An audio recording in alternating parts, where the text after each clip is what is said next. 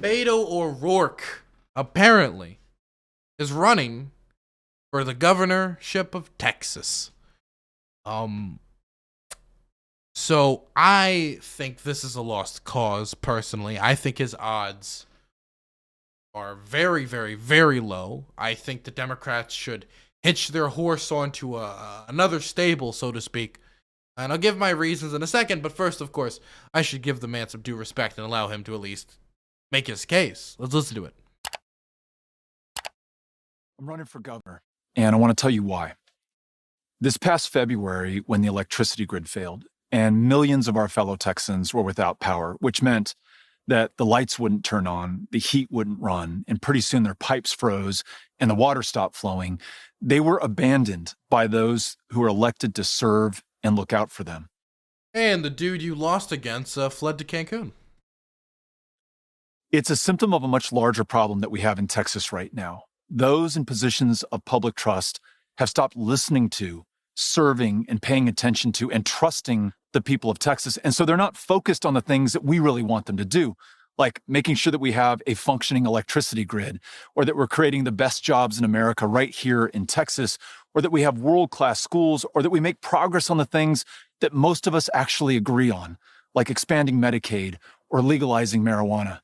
Instead, they're focused. Good to lean on the marijuana stuff. Very bipartisan, loved by Democrats, generally liked by most people. Focusing on the kind of extremist policies around abortion or permitless carry, or even in our schools, that really only divide us and keep us apart and stop us from working together on the truly big things that we want to achieve for one another. It's a really small vision for such a big state, but it doesn't have to be that way. And I know that together we can get back to being big again, because I saw that in February when the electricity grid failed and those in power failed all of us. It was the people of Texas who were willing to put their differences behind them and get to work doing the job at hand, which meant helping our fellow Texans get through that crisis. We did this out of a sense of duty and responsibility to one another. Now imagine if the governor of Texas felt that same way. Well, there's something that you and I can do about that. I want you to be part of this campaign. Okay, that's enough.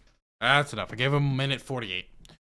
So, he makes a decent case. I think starting on the electricity grid failure was good. I think leaning into stuff like marijuana legalization, calling the policies by Greg Abbott far right and radical, just calling them radical, because they are radical, is smart. I think he's not making any initial missteps in the initial campaign launch video. I do think maybe the theme should have been a little different.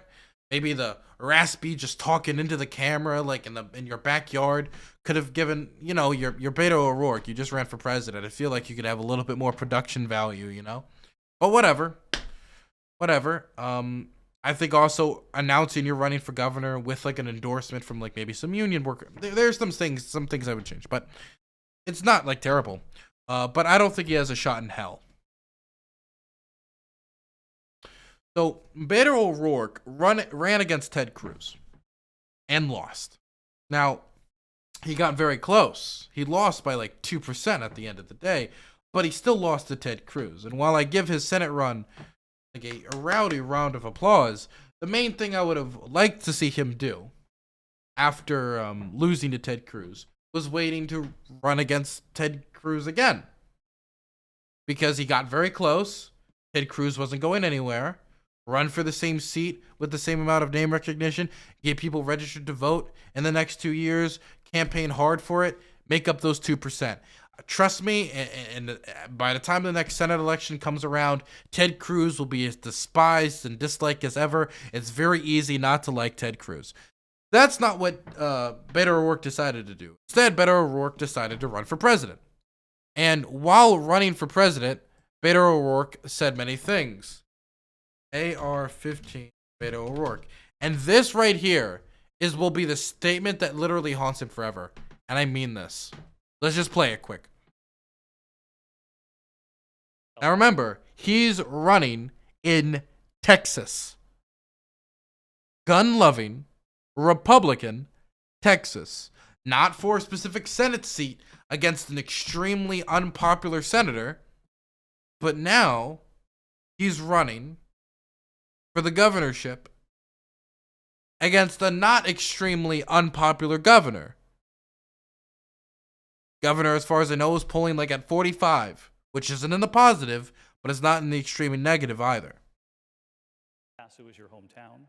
Some on this stage have suggested a voluntary buyback for guns in this country. You've gone further. You said, quote, Americans who own AR-15s and AK-47s will have to sell them to the government, all of them. You know the critics call this confiscation. Are you proposing taking away their guns, and how would this work?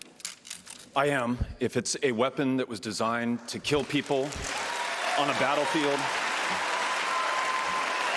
Soy clap, soy clap. And that's great on the national debate stage at the Democratic Convention. You're going to get a lot of applause there, even though I don't even agree with this. You're going to get a lot of applause there. You're not going to get that applause in Texas. Let's listen to the rest of the statement, though.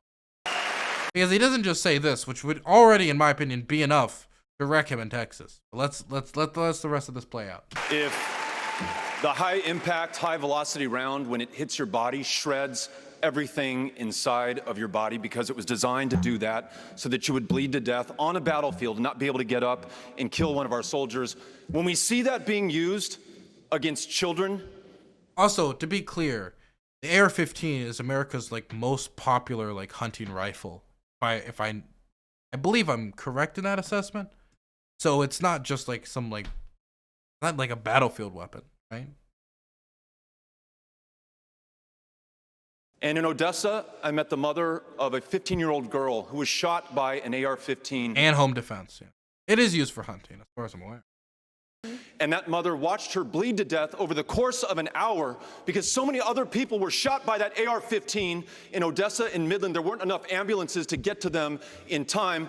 Hell yes, we're going to take your AR-15, your AK-47. We're not going to allow it to be used against our fellow Americans anymore. Congressman, thank you. And I want to say this. I'm listening to the people of this. No hunters use it here? Really? I could have sworn that it was uses that.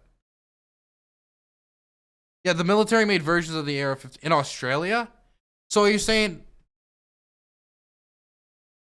Wait. Let me make sure because I'm not a gun nut. To be clear, AR-15 hunting. I just want to make sure I'm not saying something stupid.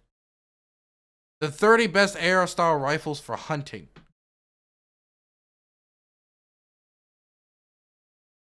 But many American hunters. Okay, I'm not stupid. Okay, just making sure. Just double checking. But also, the AR-15 model that like most people have, as somebody brought up in chat, as far as I know, is not used actively by the United States Armed Forces. I think it's a different model. Country, the day after I proposed doing that, I went to a gun show in Conway, Arkansas, to meet with those who are selling AR-15s and AK-47s and those who are buying those weapons. And you might be surprised, there was some common ground there. Folks who said, I would willingly give that up, cut it to pieces. I don't need this weapon to hunt, to defend myself. It is.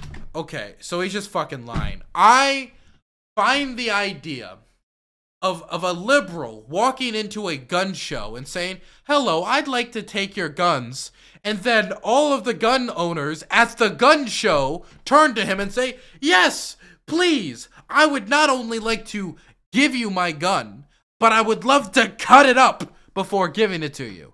I am sorry. No, that did not happen. He's fucking lying. He's making a story because this story plays well with the DNC. But this shit does not play well in Texas. Hell yeah, I'ma take your AR-15. Ended his idea of running for office like the governorship in Texas. Could he still be a state senator in a Democratic district? Maybe. Could he run for Congress in a Democratic district? Maybe. Governor of the state of Texas is literally the worst position to run for after this, knowing the history of that, when Greg Abbott is the person who holds it currently. He's doomed.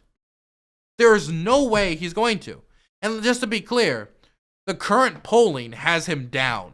Now, the closest poll I could find for him, head-to-head with Greg Abbott, was 43 to 42. Now, to be clear, that 43 to 42 is him versus Greg Abbott before the campaign, before the ads where they play, hell yes, I'll take your AR-15. Hell yes, I'll take your AR-15. Hell yes, I'll take your AR-15. Oh yes, I walked into the gun show and all the gun people were like, yes, I'd love to give you my gun. Before they play that on primetime television night after night after night, if he ends up being the Democratic nominee for the governorship of Texas, right? That's before any of that. And that's the best poll, meaning more likely it's like 5, 6, 7 points, if we're being completely honest. In fact, the other poll I was looking at, the one that seemed more realistic to me, was like 7 points. So 2 points is already being hopeful. He's not going to win. Yeah, all the gun owners stood up and clapped. It's like a Tumblr story. It's, you know that stuff, the anti-work subreddit, where people post their fantasies about quitting to their boss, or them actually quitting to your boss. It's a coin flip if it's real or not, because a lot of those stories are obviously fake. Where you walk in, you flip a chair and a desk, and you say, boss, I quit. And then you walk out and everybody high-fives you while you're leaving. That's that gun stove story. I find it very hard to believe that they were just like, yes, I'd love to give my guns to the government. You know what happened? He either completely made it up or found one person who was like, yeah, I think if asked, I maybe sell my gun to the government. And then boom, he ran with it. There was a ton of common ground at the gun show, okay? Look, if you were to have an election for president at just specifically gun shows, Marjorie Taylor Greene would become the president of the United States. And I'm not saying that left-wingers don't exist on gun shows or moderates don't exist in gun shows. That's not true. But gun shows are primarily a right-wing affair. The idea that, number one, he walked into there and was not immediately heckled to death, but was, two, able to get a positive response after proposing to take all their guns is a ridiculous story. And so, no, Beto O'Rourke does not have a chance in Texas. Not to mention, a lot of his former staff also who used to work with him, many of them who moved on to the Bernie campaign, which is why I think his presidential campaign was not as successful as his run for Senate, or as close. Not to mention, I don't think it was a great move for him to run for Senate, for president right after that. It got him national prominence, but did no favors for him in Texas. A lot of them have moved on. In fact, I remember after the 2020 campaign kicked off, talking to actually some of, and I'm not going to say who, but talking to some of Beto O'Rourke's former staffers who were specifically telling me, because, you know, you do this campaign stuff, you run in some circles. And them telling me, like, yeah, man, like, after he ran for, like, president, like, I was looking for the more bold progressive agenda, and when he's running for the Senate, like, against Ted Cruz, like, he's the obvious choice. But for president, Bernie. A lot of those people, I don't know if they're going to return, man. I don't know if a lot of those people are going to return after the Biden endorsement, too.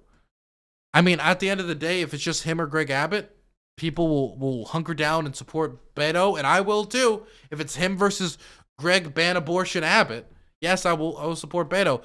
But honestly, I don't think he's the best shot that Texas Democrats have at beating Ted Cruz. Again, they're choosing a person who's best known for losing 2 elections now back to back. One for Senate and one for president. Now, if he was running for Senate again, maybe okay. Against Ted Cruz, an unpopular person. But Greg Abbott, even though he's unpopular with some people and doesn't have a positive approval rating, is more popular than Ted Cruz. So he's running against somebody more popular with Ted Cruz, with more sound bites to use against him, particularly on the issue of gun control, a huge hot button issue in the state of Texas. Yeah, no. He doesn't have a chance. Beto is doomed. I honestly think, even though it's not exactly the strategy I would propose, that Matthew McConaughey has better chances of beating Greg Abbott than Beto O'Rourke does.